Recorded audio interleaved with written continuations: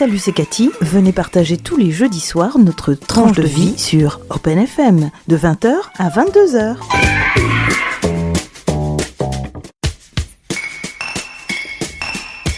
Ce soir, dans votre émission, Michel Vernat commente la photo Les Compagnons.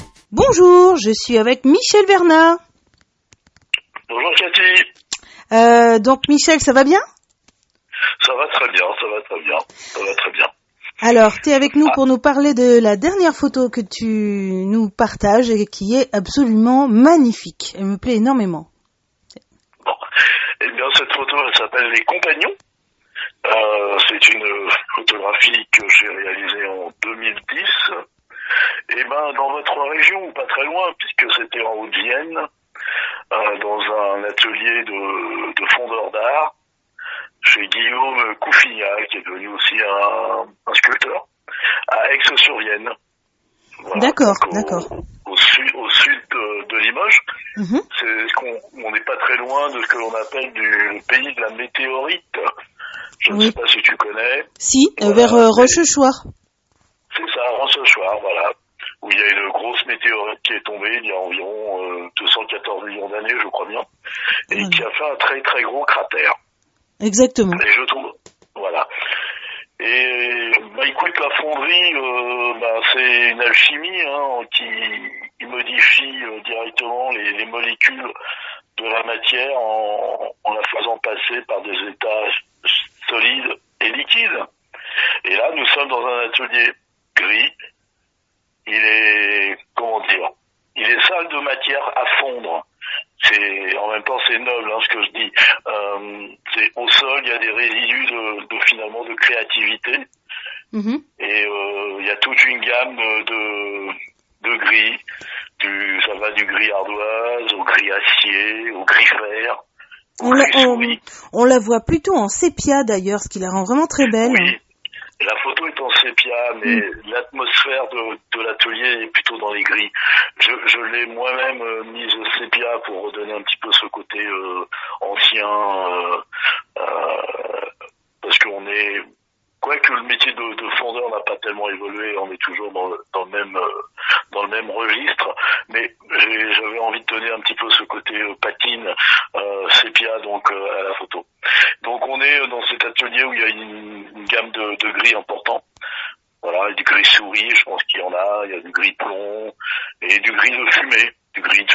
Ah ben là, on voit vraiment un dégradé magnifique, ce qui montre d'ailleurs la très bonne qualité d'une photo noir et blanc, puisqu'on voit vraiment la flamme en deux endroits qui est un point lumineux. On voit après ça fait un dégradé du gris très clair au noir. Qui est principalement représenté dans les hommes, quoi. Mais on voit chaque chose se définit. Il y a une superbe qualité d'image. C'est vraiment chouette. Alors, c'est la photo en noir et blanc ou en sépia, c'est vraiment un parti pris pour concentrer le regard, notre regard, sur les compagnons. Sinon, la danse hallucinatoire, la chorégraphie des flammes capture trop le regard. Et là, on oublie un instant le monde enchanté des flammes, du feu, de la bouche, du chaudron de Vulcain, pour se concentrer sur les hommes, voilà, et sur l'adresse grandiose qu'ils ont. C'est pour ça que j'ai vraiment mis l'accent sur le noir et blanc sur la photo, parce que il y a toute une série, c'est un reportage que j'ai fait complet sur cette fonderie et sur les fondeurs. Il y a beaucoup de photos en couleur. Mais celle-ci, c'est traité vraiment en noir et blanc. Voilà. Donc des fondeurs de bronze ? Oui, ils font essentiellement du bronze, oui. Ah, oui. Ah oui, donc... Oui, parce que l'histoire, c'est que j'avais une amie qui est sculptrice, qui s'appelle Barbara Soya, je sais pas si tu connais, c'est quelqu'un qui est connu dans la région, qui travaillait avec ce fondeur. Donc j'ai voulu aller voir et j'ai voulu rendre hommage à ce travail manuel qui est d'une grande intensité et de précision. parce que ces hommes, ces compagnons donnent finalement corps au travail d'autrui. Ils sont les créateurs de créateurs, voilà, ou de sculpteurs, ce qui est très intéressant et très important. Mhm.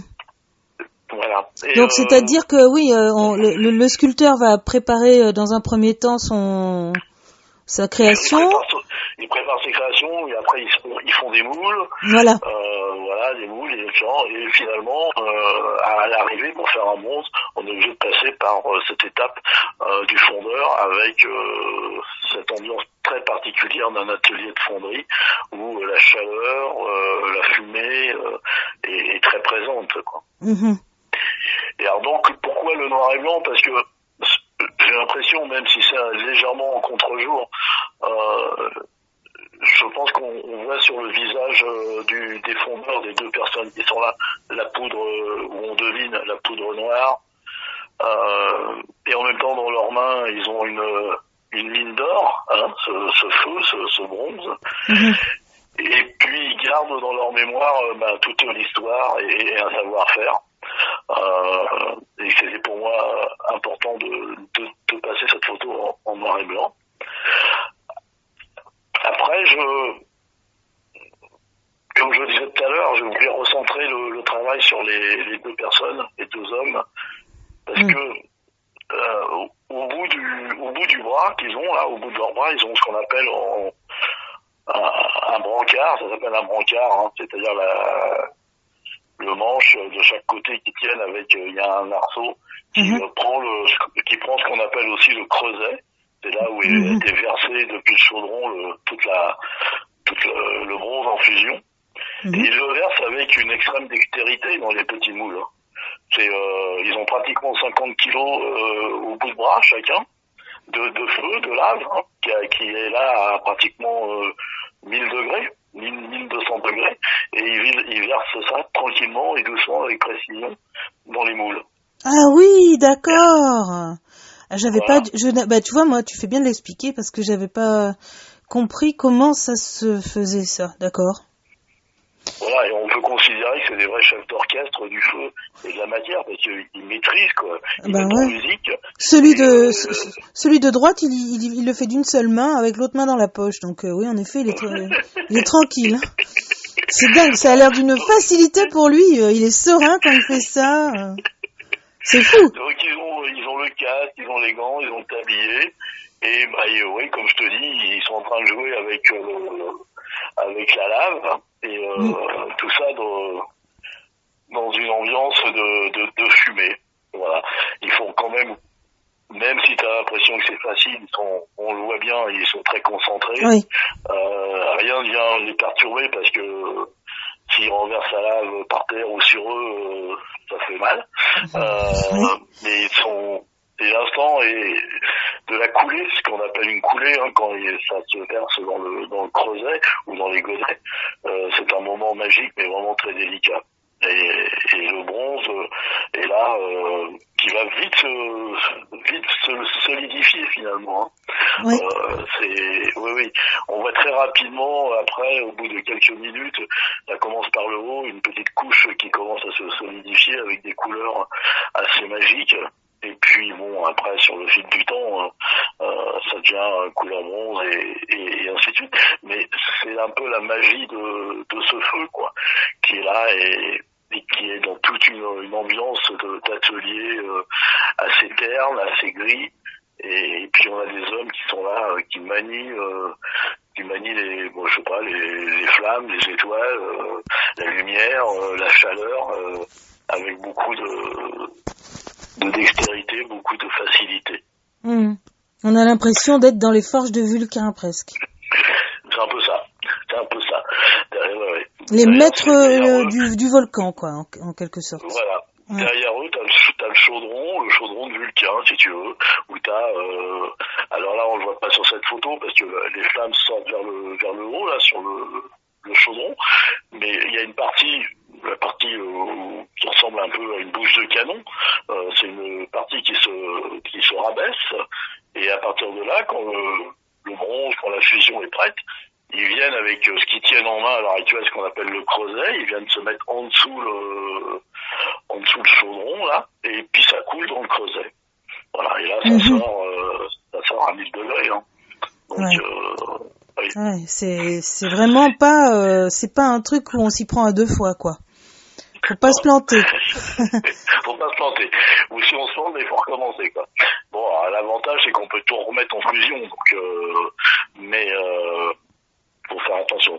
Au niveau, faut surtout faire attention à soi, et, voilà, c'est pour ça qu'ils sont protégés, parce qu'il peut y avoir des étincelles, il peut y avoir des flamèches, il peut y avoir des petits bouts de lave qui partent, et qui peuvent venir sur toi, sur le corps, sur le tablier, bien sur sûr. le visage.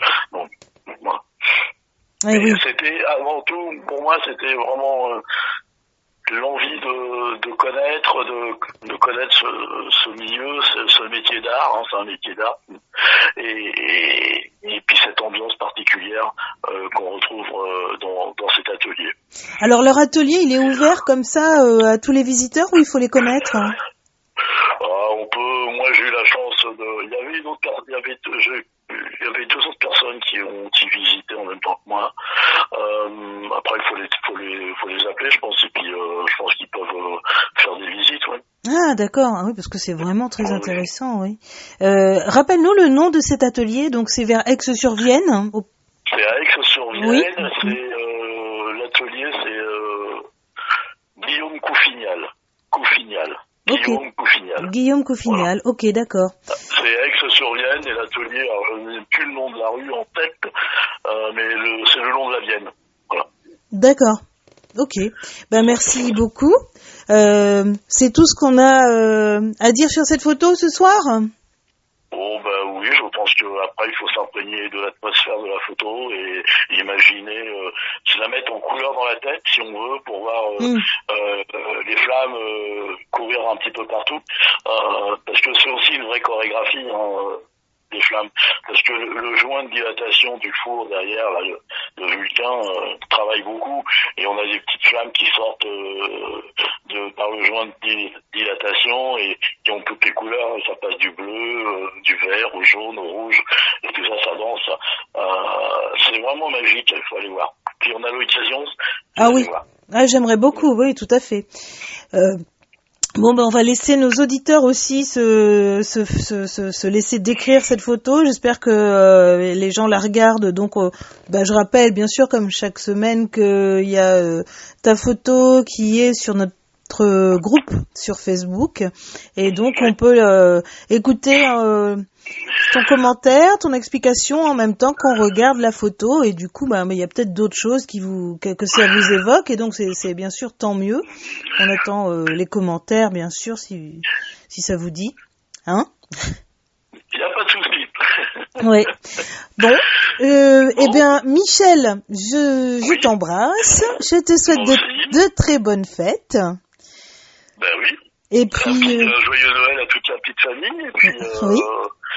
Et puis écoute, des bonnes fêtes fin d'année, et puis on espère que on va pas encore souhaiter la bonne année, mais espérons que 2021 sera plus agréable que 2020. Ouais, on va croiser les doigts, hein, d'accord? Moi aussi, je te souhaite des bonnes fêtes de fin d'année, de bien manger, de manger des bons chocolats. Voilà, d'en profiter au maximum de ce que tu peux, et je te donne rendez-vous en 2021. D'accord. Voilà. À bientôt, Cathy. Au revoir, Michel. Prochaine, alors. Ouais. Au revoir. Radio Open FM 97.9, votre radio.